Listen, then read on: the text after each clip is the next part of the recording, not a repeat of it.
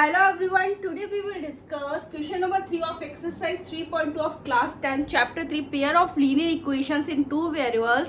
आज हम इसका क्वेश्चन नंबर 3 डिस्कस करेंगे, लेकिन उससे पहले अगर आपने मेरा चैनल सब्सक्राइब नहीं किया तो सब्सक्राइब कर दीजिए, साथ ही बेल आइकन भी प्रेस कर दीजिए जिससे कि आपको हर एक वीडियो का नोटिफिकेशन मिलता रहे।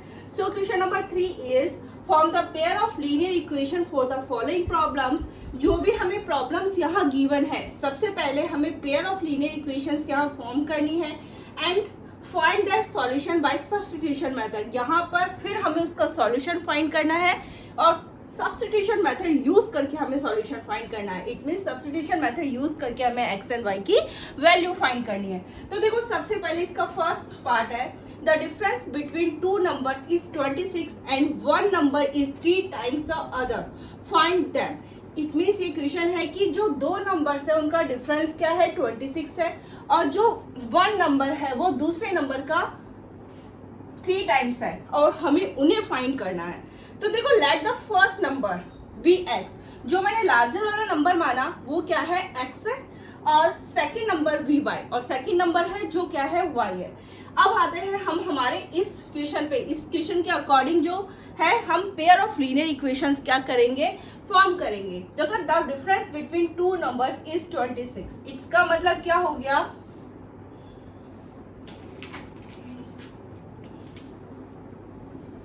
x minus y that is equal to क्या आ गया, 26। वन नंबर इज, हमने फर्स्ट इक्वेशन तो यहाँ पे फॉर्म कर ली है। अब हम सेकंड इक्वेशन को देखते हैं। One number is 3 times the others. इसका मतलब क्या हो गया कि x इक्वल टू क्या हो गया, 3y। जो एक नंबर है वो दूसरे नंबर का 3 टाइम्स है, तो x इक्वल टू क्या हो गया, 3y हो गया। और ये हमारी फर्स्ट इक्वेशन हो गई x minus y that is equal to 26। अब हमने दोनों इक्वेशन क्या कर लिए, फॉर्म कर लिए। अब हम सब्स्टिट्यूशन मेथड यूज लेंगे और यहाँ पर सॉल्यूशंस फाइंड करेंगे। देखो, हम सब्स्टिट्यूशन मेथड में क्या करते हैं, सब्स्टिट्यूशन मेथड में हम किसी भी एक इक्वेशन से x या फिर y किसी एक की वैल्यू को ऑब्टेन करके दूसरी इक्वेशन में उसकी जगह जाके पुट कर देते हैं। तो आप यहाँ देख सकते हैं, let this is our equation number 1 and this is our equation number 2। यहाँ पर इक्वेशन 2 से x की वैल्यू क्या है, 3y है, x किसकी इक्वल है, 3y की इक्वल है। तो यहाँ x की वैल्यू को हम क्या कर देंगे, इक्वेशन 1 में जाकर x की जगह जाकर पुट कर देंगे।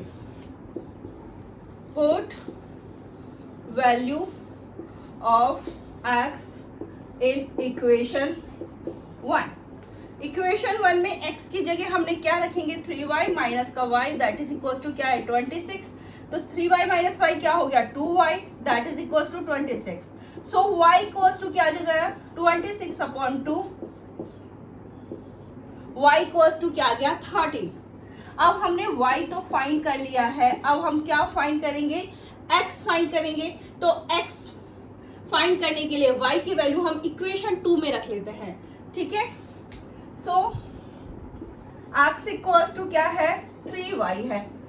x इक्वल्स टू क्या आ जाएगा, 3 मल्टीप्लाई 13 तो आ जाएगा 39। सो x इज इक्वल्स टू क्या आ गया, 39 एंड y इक्वल्स टू क्या आ गया, 13। हमें यहाँ पे x एंड y की वैल्यू फाइंड करनी थी, तो x इज इक्वल्स टू क्या है, 39 है, और y इक्वल्स टू क्या है, 13 है। ये था हमारा क्वेश्चन नंबर 3 का फर्स्ट पार्ट। अब हम इसका सेकेंड पार्ट लेंगे। क्वेश्चन नंबर 3 का पार्ट 2 है। क्वेश्चन नंबर 3 में हमें क्या करना है, जो भी यहाँ पे प्रॉब्लम हमें गिवन है, सबसे पहले हमें pair of linear equation form करनी है, फिर बाद में in pair of linear equation को हमें सॉल्व करना है बाय यूजिंग सब्स्टिट्यूशन मेथड। तो इसका पार्ट 2 है, the larger of to supplementary angles exceed the smaller by 18 degree, find that. ये क्वेश्चन क्या है, दो सप्लीमेंट्री एंगल्स में से जो बड़ा वाला एंगल है वो छोटे वाले एंगल से 18 डिग्री ज्यादा है, हमें उन्हें फाइंड करना है। तो हमें जिन्हें फाइंड करना होता है हम उसे ही अज्यूम कर लेते हैं। Let the larger angle be x and the smaller angle be y। अब आते हैं हमारी प्रॉब्लम पे। इसमें क्या है, जो बड़ा वाला एंगल है वो छोटे वाले एंगल से 18 डिग्री ज्यादा है। तो इसका मतलब फर्स्ट इक्वेशन हमारे पास क्या आ जाएगी, x minus y that is equal to 18 degree. इसका मतलब यही हो गया ना, उन दोनों एंगल्स के बीच का डिफरेंस क्या हो गया, 18 डिग्री हो गया। अब हम सेकेंड इक्वेशन फ्रेम करते हैं हमारी। देखो ये सप्लीमेंट्री एंगल्स है, तो सप्लीमेंट्री एंगल्स का सम किसके इक्वल होता है, 180 डिग्री के इक्वल होता है। तो इसका मतलब क्या हो गया, x plus y that is equal to 180 degree. अब हमें क्या करना है, सब्स्टिट्यूशन मेथड यूज करना है और इन्हें सॉल्व करना है। तो सब्स्टिट्यूशन मेथड में हम क्या करते हैं, किसी भी एक इक्वेशन से x या y किसी एक की वैल्यू को ऑब्टेन कर लेते हैं और दूसरी इक्वेशन में जाकर उसकी जगह पुट कर देते हैं।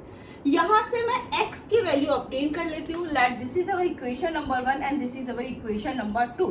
तो यहाँ से मैंने x की वैल्यू ऑब्टेन कर ली फर्स्ट से, तो फर्स्ट से x की वैल्यू क्या हो जाएगी, x is equal to 18 degree plus y।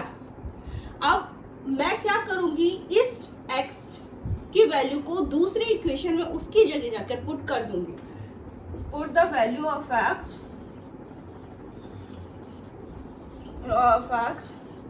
In equation 2। तो इक्वेशन 2 क्या है, x plus y that is equal to 180 degree. x की जगह हम क्या रखेंगे, 18 degree plus y that is equal to क्या हो जाएगा 180 डिग्री। यहाँ से 18 डिग्री और ये क्या हो जाएगा प्लस का 2y that is equal to 180 degree. हमने क्या करा है कि यहाँ से x की वैल्यू उठाकर इस इक्वेशन में हमने रख दी है, तो यहाँ पे क्या आ गया 18 degree plus 2y that is equal to 180 degree. अब यहाँ आप देखिए ये 18 डिग्री जो लेफ्ट हैंड साइड से राइट हैंड साइड में जाएगा वो किसमें जाएगा, माइनस में जाएगा, तो ये आ जाएगा 2y that is equal to 180 degree minus का 18 degree. So 2y is equal to, उसको इसमें से सब्ट्रैक्ट करेंगे, कितना आएगा 162 डिग्री। अब y इक्वल टू क्या आ जाएगा 162 डिग्री अपॉन 2, ये कितना आ गया 81 डिग्री। सो y कितना आ गया हमारे पास 81 डिग्री। अब y हमने फाइंड कर लिया है, किसी भी एक इक्वेशन में हम जाकर y की वैल्यू पुट कर देंगे और x फाइंड कर लेंगे, तो हमारे पास x कितना आ जाएगा। अब y की वैल्यू हम किस इक्वेशन में रखें, y की वैल्यू हम रख देते हैं इस वाली इक्वेशन में जाकर, ठीक है, x plus y that is equal to 180 degree. तो यहाँ से देखो x plus 81 degree that is equal to 180 degree. y की वैल्यू हमने किस में रखी है, इक्वेशन 2 में हमने आके रखी है, तो x इज इक्वल टू क्या आ जाएगा 180 डिग्री माइनस का 81 डिग्री। इसमें से इसको सब्ट्रैक्ट करेंगे तो हमारे पास कितना आएगा 99 डिग्री। तो इट मीन्स x हमारे पास कितना है 99 डिग्री और y हमारे पास कितना है 81 डिग्री। x क्या है 99 डिग्री और y क्या है हमारा 81 डिग्री। ये है इसका पार्ट 2। क्वेश्चन नंबर 3 का पार्ट 3 है। क्वेश्चन नंबर 3 है क्या, सबसे पहले यहाँ पे जो भी हमें प्रॉब्लम गिवन है हमें pair of linear equation form करनी है उस प्रॉब्लम से, और उसके बाद में यहाँ पर पेयर ऑफ लीनियर इक्वेशन को हमें सॉल्व करना है by using substitution method. So question number 3 का पार्ट 3 है, the coach of a cricket team buy 7 bats and 6 ball for ₹3,800। It means जो क्रिकेट टीम के जो कोच है उन्होंने 7 बैट्स खरीदा और 6 बॉल खरीदा है, और इनकी जो मिलाकर कॉस्ट है वो कितनी है 3,800 रुपीज है। Later she buy 3 bats and 5 ball for ₹1,750। उसके बाद में उन्होंने और खरीदा क्या, 3 बैट्स खरीदा और 5 बॉल्स खरीदी, और उनकी भी जो मिलाकर कॉस्ट है वो है 1,750। Find the cost of each bat and each ball. हमें हर एक बैट की और हर एक बॉल की कॉस्ट फाइंड करनी है, तो जो हमें फाइंड करना होता है उसी को ही हम अज्यूम कर लेते हैं। Let the cost of 1 bat that is equal to x rupees and the cost of 1 ball that is equal to y rupees. Okay, अब यहाँ पर जो प्रॉब्लम पे आते हैं, इस प्रॉब्लम से हमें क्या करना है, pair of linear equation form करनी है। तो यहाँ देखिए आप 1 बैट की कॉस्ट कितनी है x रुपीज है, तो 7 बैट्स की कॉस्ट कितनी हो जाएगी 7x, ठीक है, और 1 बॉल की कॉस्ट है y रुपीज, तो 6 बॉल की कॉस्ट कितनी हो जाएगी 6y that is equal to 3,800, क्योंकि इनकी जो मिलाकर कॉस्ट है वो कितनी है 3,800 रुपीज। अब हम आते हैं सेकंड इक्वेशन हम फ्रेम करेंगे। देखो 1 बैट की कॉस्ट है x रुपीज, तो 3 बैट्स की कॉस्ट कितनी हो जाएगी 3x प्लस 1 बॉल की कॉस्ट है y, तो 5 बॉल्स की कॉस्ट कितनी हो जाएगी 5y, इनकी मिलाकर कॉस्ट कितनी हो जाएगी 1,750। अब ये है हमारी इक्वेशन नंबर 1 और ये है इक्वेशन नंबर 2। अब हमने पेयर ऑफ लीनियर इक्वेशन तो यहाँ पे फॉर्म कर ली है। अब हम सब्स्टिट्यूशन मेथड यूज लेंगे और in pair of linear equation को सॉल्व करके सॉल्यूशंस फाइंड करेंगे। तो सब्स्टिट्यूशन मेथड में हम क्या करते हैं, किसी भी एक इक्वेशन से x या y किसी एक की वैल्यू को ऑब्टेन कर लेते हैं और दूसरी इक्वेशन में उसकी जगह जाके पुट कर देते हैं। Let this is our equation number 1 and this is our equation number 2। यहाँ पर हम इक्वेशन 1 से x की वैल्यू ऑब्टेन कर लेंगे तो x हमारे पास क्या आ जाएगा, इक्वेशन 1 है क्या 7x + 6y that is equals to 3800।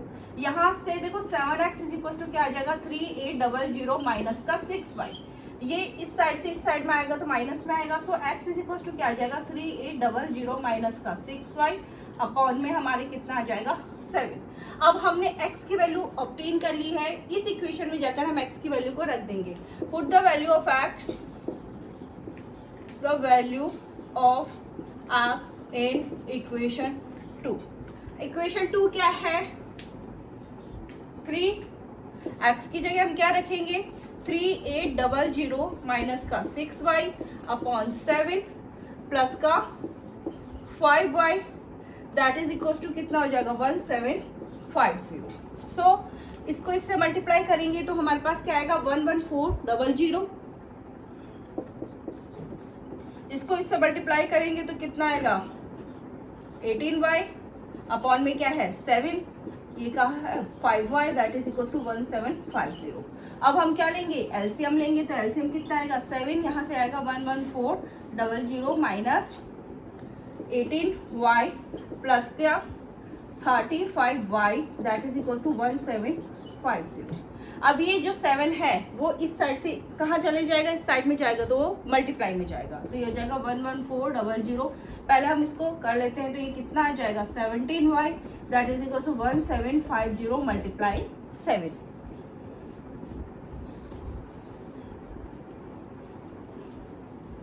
ठीक है, तो ये हो जाएगा 11400 प्लस का 17y that is equal to क्या हो जाएगा 12250। मल्टीप्लाई करेंगे तो हमारे पास क्या आएगा 12250। अब यहाँ से क्या हो जाएगा 17y that is equal to ये इस साइड से इस साइड में आएगा तो माइनस में आएगा तो कितना हो जाएगा 17y that is equal to 850। So y equal to क्या हो जाएगा 850 अपॉन 17 तो ये कितना आ जाएगा 50।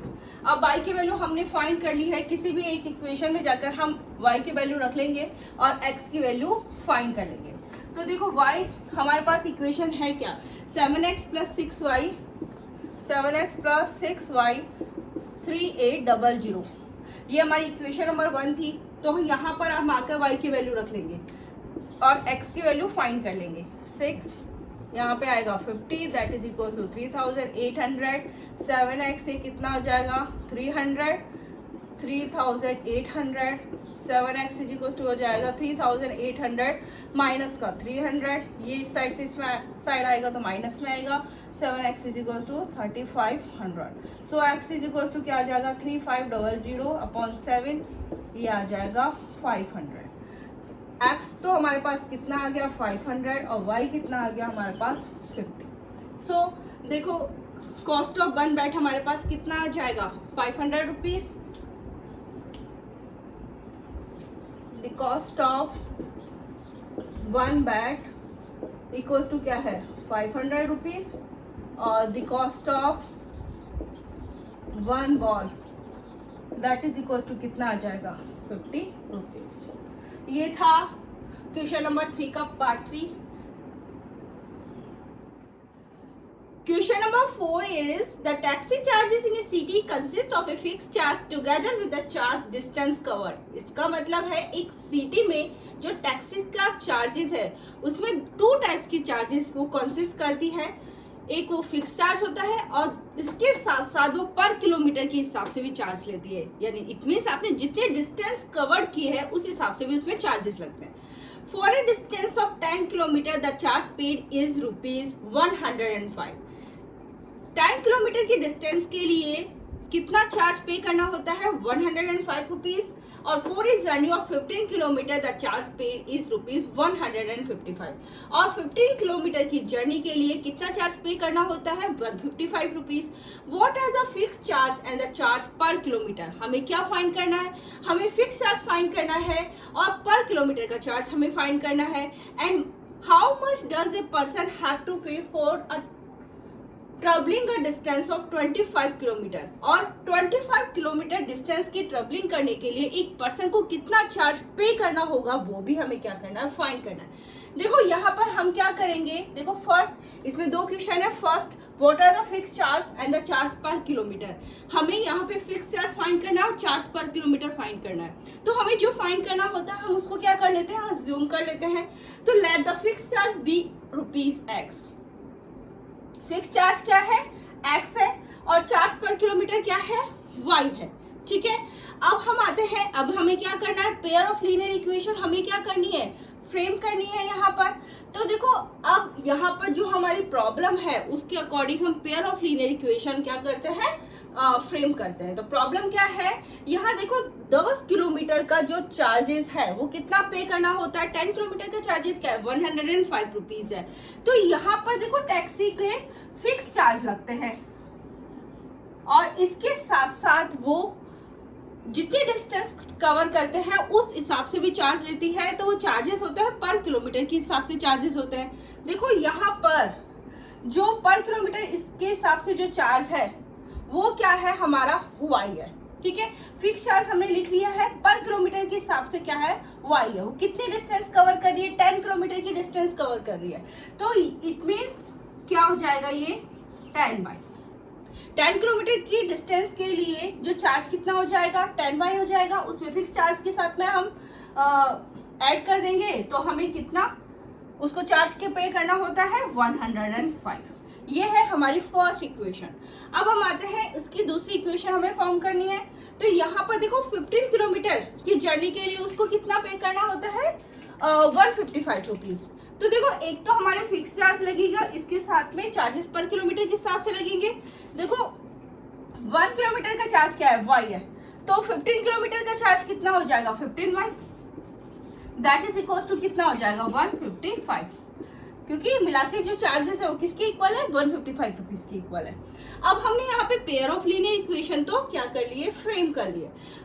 अब हमें क्या करना है, सब्स्टिट्यूशन मेथड यूज करना है और यहाँ पे in pair of linear equations के सॉल्यूशंस हमें फाइंड करना है।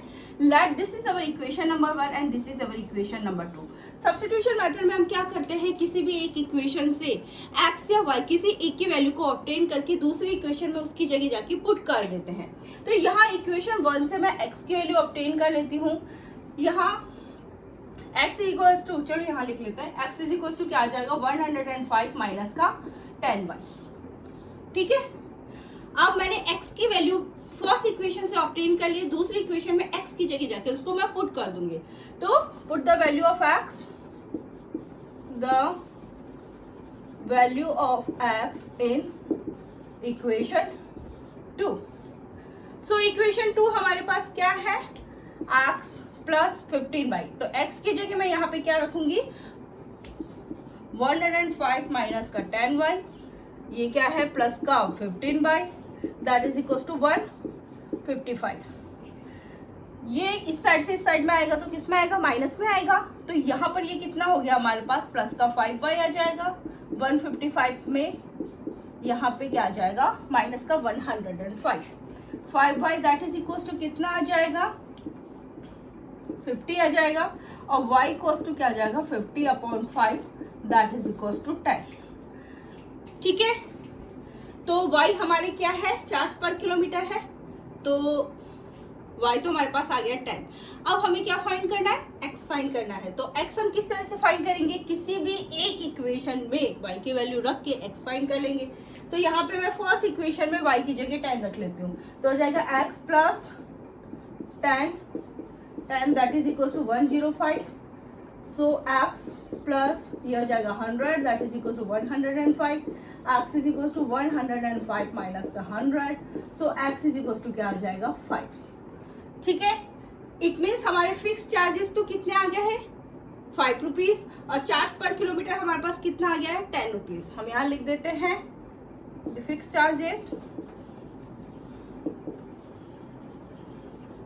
फिक्स चार्जेस हमारे पास कितने हो गए, एक्स है ₹5 और चार्ज पर किलोमीटर कितना आ गया, चार्ज पर किलोमीटर कितना आ गया हमारे पास ₹10।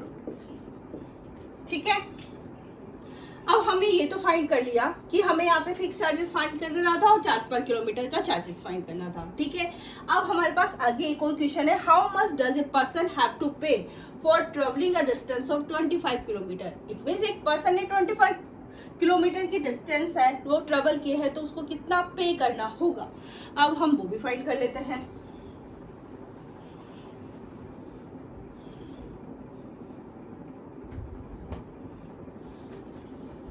Charges for a distance of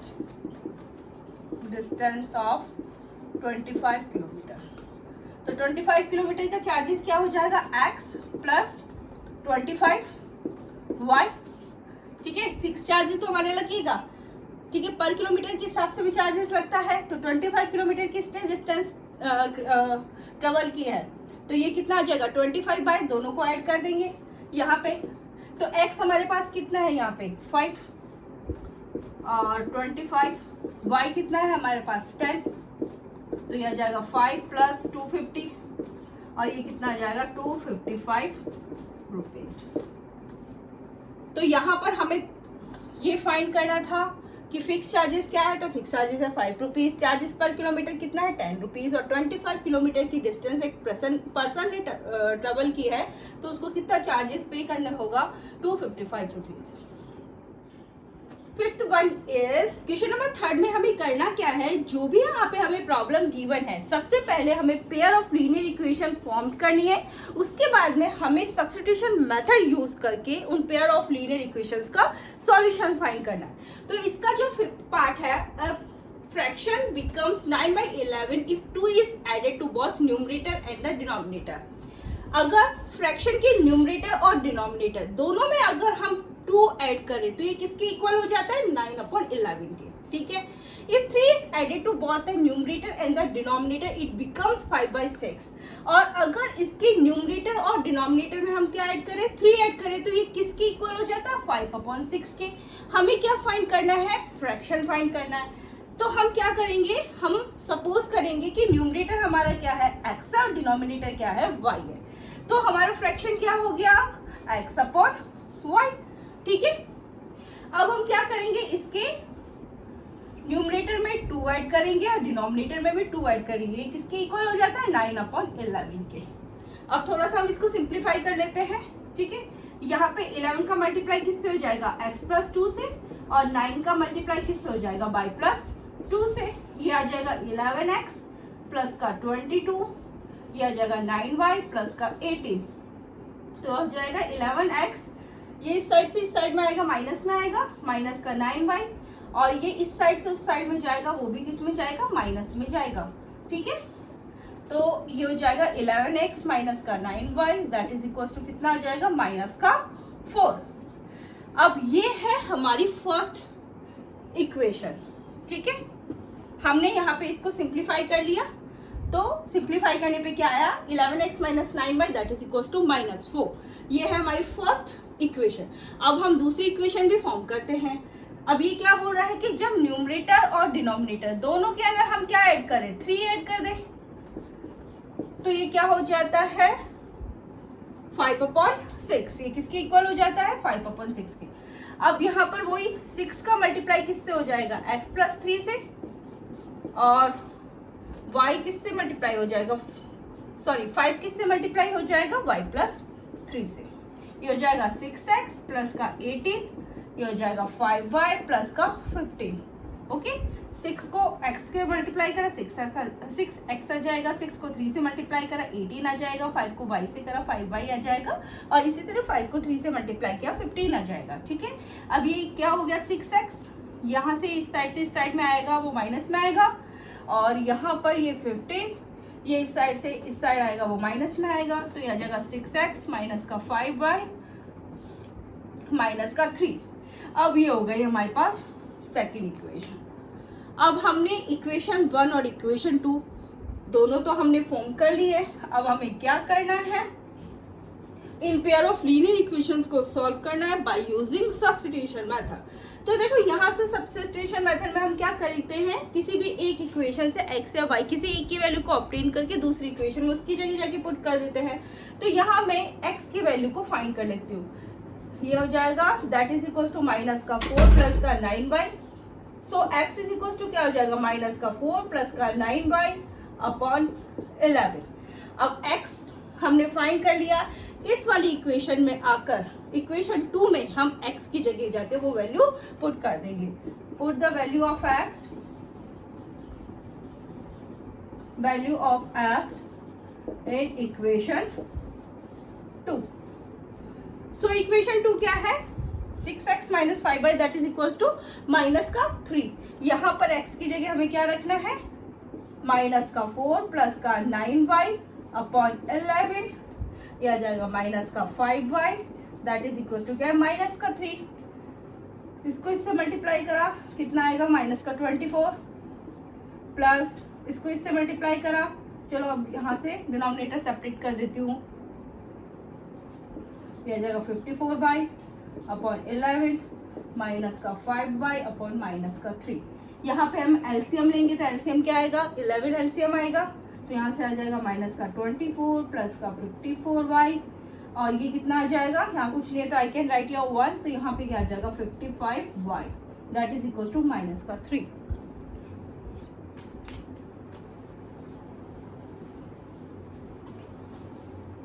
तो ये कितना हो जाएगा, यहाँ से माइनस का 24 माइनस का y that is equal to minus का 3 मल्टीप्लाई 11 को इस साइड में ले जाएंगे तो वो मल्टीप्लाई में जाएगा।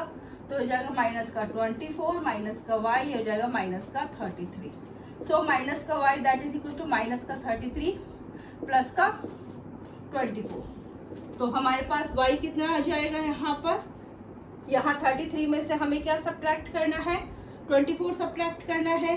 तो हमारे पास y कितना आ गया, यहाँ पर 9। ठीक है, माइनस का 9 आ गया तो यह माइनस से माइनस कैंसिल, तो y इक्वल्स टू क्या आ जाएगा 9। अब हमने y तो फाइंड कर लिया है, अब हम क्या फाइंड करेंगे, x फाइंड करेंगे। तो हम किसी भी एक इक्वेशन में हम जाके y की वैल्यू रख देंगे और x फाइंड कर लेंगे। तो यहाँ पर मैं इक्वेशन जो 1 है ये वाली इक्वेशन, इसमें क्या करूंगी, y की जगह 9 रख दूंगी और x की वैल्यू फाइंड कर लूंगी। ठीक है, तो यह जाएगा 11x माइनस का 9, y की जगह मैंने क्या रखा 9 that is equal to minus का 4। सो हो जाएगा 11x माइनस का 81 that is equal to minus 4, 11x that is equal to minus का 4 प्लस का 81। Okay, so 11x that is equal to क्या आ जाएगा, ये आ जाएगा 77। So x is equal to आ जाएगा 77 अपॉन 11, ये आ जाएगा 7। सो x हमारे पास कितना आया है 7 और y कितना है हमारे पास 9। तो फ्रैक्शन क्या हो जाएगा,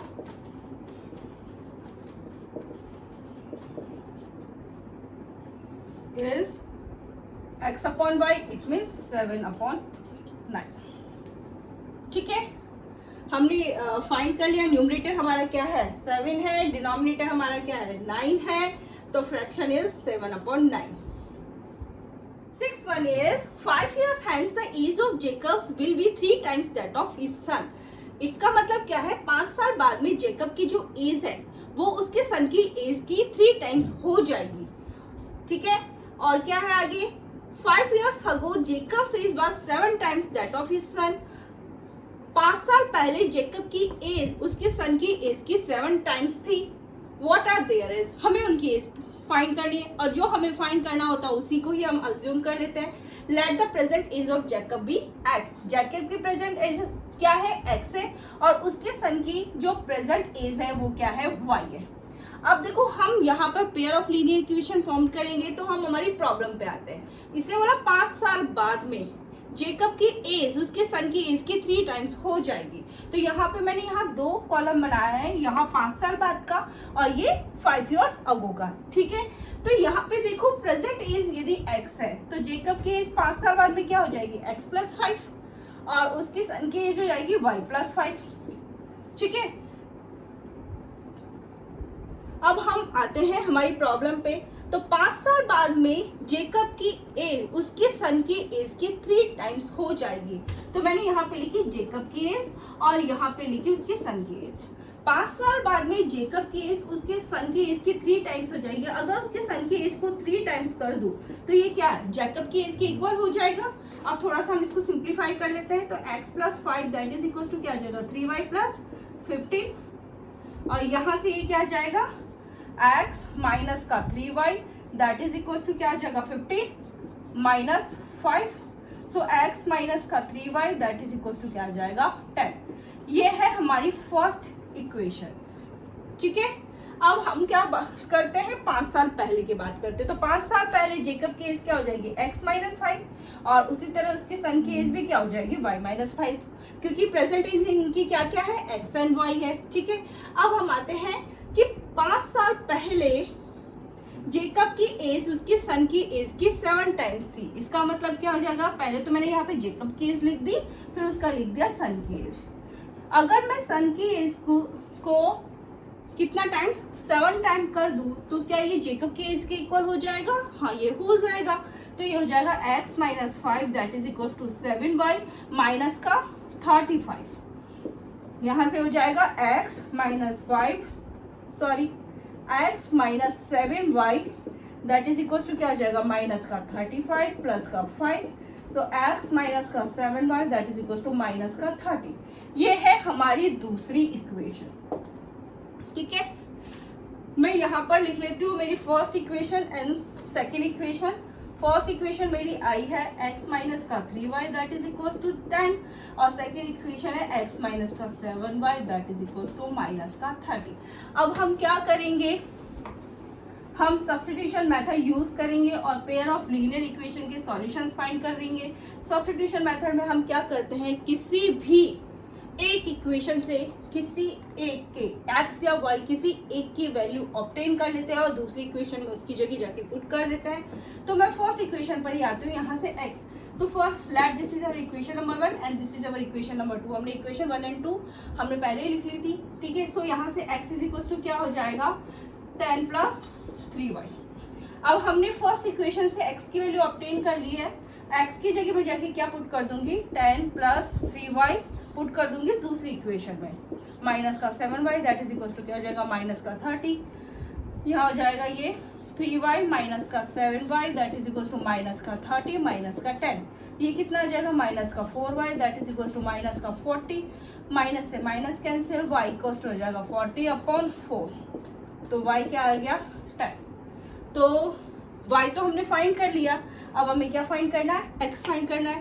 तो किसी भी एक इक्वेशन में y की वैल्यू रख देते हैं और x फाइंड कर लेते हैं। फर्स्ट इक्वेशन में रख लेते हैं यहाँ पे x - 3, y की जगह हमें क्या रखना है 10 दैट इज इक्वल टू 10।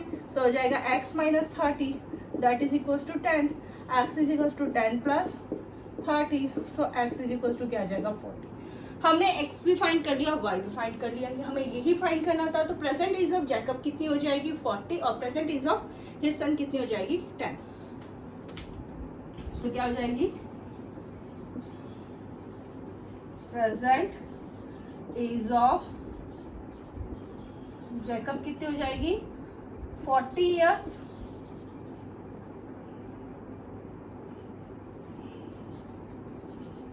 और present age of his son कितनी हो जाएगी 10 इयर्स।